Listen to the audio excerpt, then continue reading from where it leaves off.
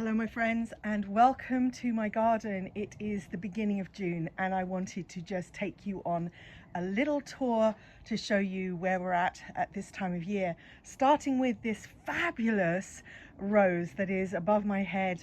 It is a standard rose. Do you know I paid £2 for it in Tesco's a few years back, and it's flowering beautifully. It's got a lovely scent and I absolutely love the colour. Let's see what else there is growing in the garden at this time of year. So the rest of the rose garden here is actually looking a little bit sad because the deer came through here a few days ago and just took the tops off all of my roses. So I have beautiful peonies. This one here is a bowl of beauty, and indeed it is beautiful. This one's just about to set its seed, but they are lovely big heads and they're standing up quite well in the rain actually. This one here we think is a Sarah Bernhardt, and this one here simply hasn't flowered at all this year. I don't quite know what's happened. Another beautiful rose with a clematis tied up in it too. And this little rose we've sheltered from the deer with some net. So it's got a few little flowers down there and maybe there will be more. We're editing and taking out sweet peas, and I will show you the circle garden in a minute. But the cottage garden has just been an absolute delight. These are the rose that came from our farmhouse. I don't know what it is, but it's some kind of a rambler or climber which is really laden with buds that the deer don't seem to be able to eat. And down in the Victorian bed you can see here, same story. This was an absolute wash of beautiful yellow and purple violas a few days ago, and they have now mostly been decapitated. I want to take you up into the evergreen garden, which I am totally thrilled with. Just walking up this path.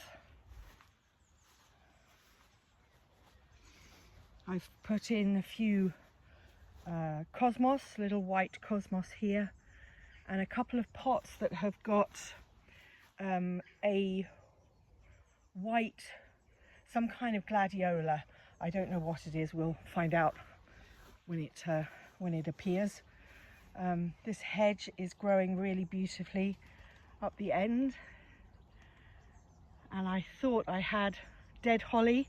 In fact, it does look dead in the middle there, but it's growing right at its base, so fingers crossed. It's all coming together very beautifully. I've put in a few more plants. There's a choisier just gone in there, and I can't remember what that is, that one there with the silver leaf. A sunflower that has self-seeded and I don't have the heart to pull it out, and its friend who got taken out by the deer again a couple of nights ago. Here are my strawberries. These are doing quite well. I actually do need to net these because I know that as they get ripe, the birds will know that before I do. So, gooseberries for the first time ever on my gooseberry plant. And the berries all coming together. I have at last got to mostly clearing the vegetables. So these beds are now ready to be sown. They should have been sown before, but well, you know, time and all that. This is broad beans which were sown back in November, I think it was, last year. These are all kind of ready, and some garlic at the back which has fallen over, so I might just dig that up and see what has happened. And these are potatoes. The one at the back, this side here, is Jazzy. It's a regular potato, and this one at the front is anya, which is a fingerling potato, like a salad potato. So they're coming together nicely.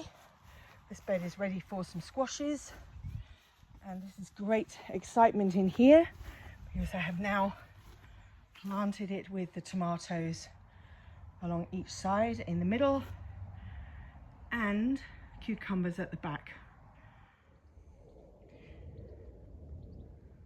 So here is the pond garden, looking very lush.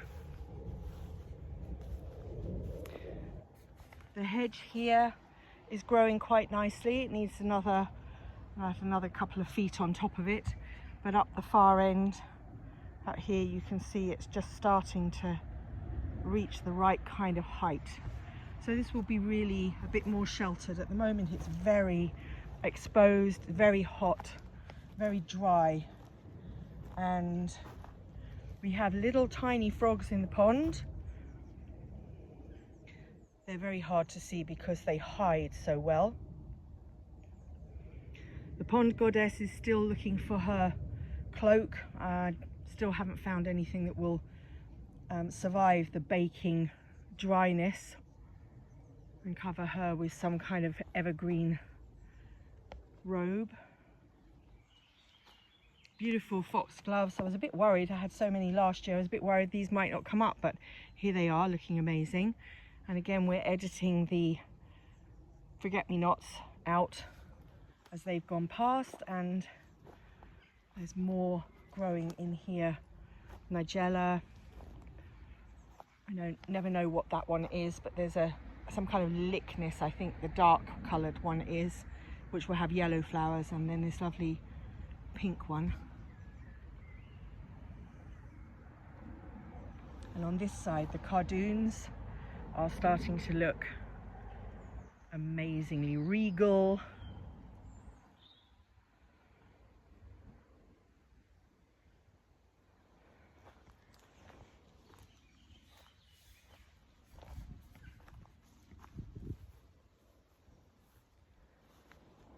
Got to do some trimming of the topiary here at the bottom of the evergreen garden. It's all looking a little bit ragged. And this yew hedge is going to be a lovely 6-foot high hedge eventually, but it's about 2 to 3 feet at its tallest at the moment, so it's still going and still growing.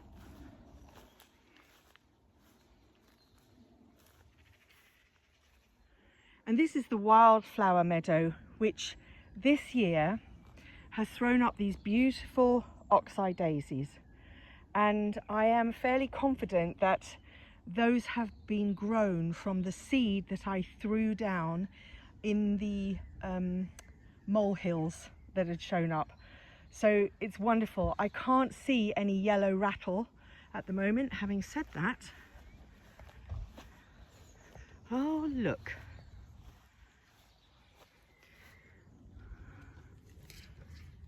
there we go.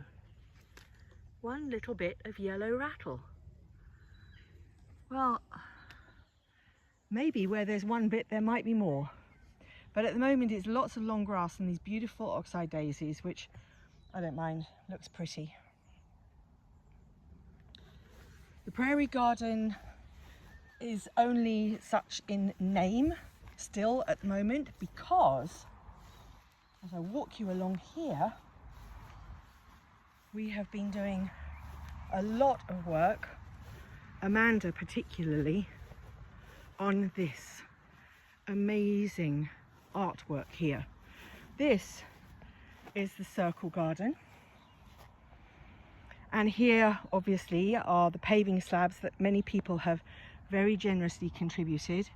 I'm picking up the last lot tomorrow, and then we're going to do some cementing in between, some planting in between, and some mosaicing in between.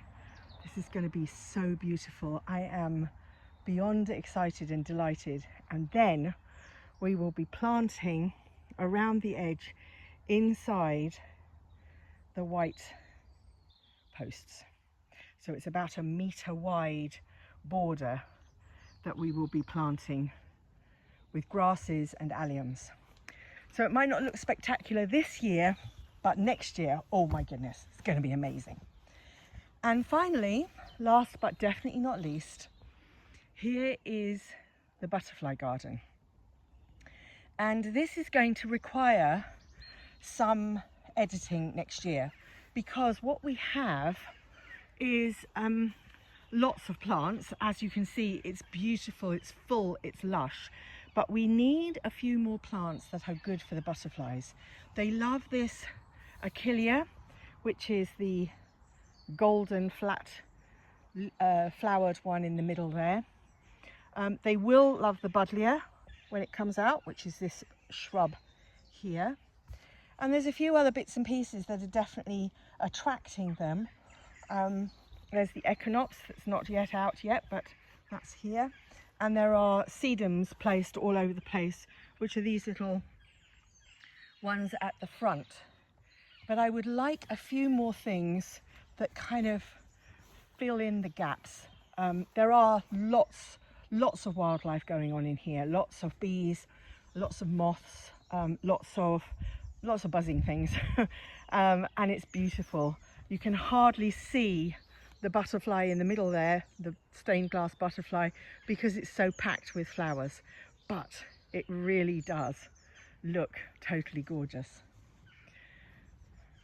So my friends, that is my garden right at this moment in time, a snapshot between the showers at the beginning of June.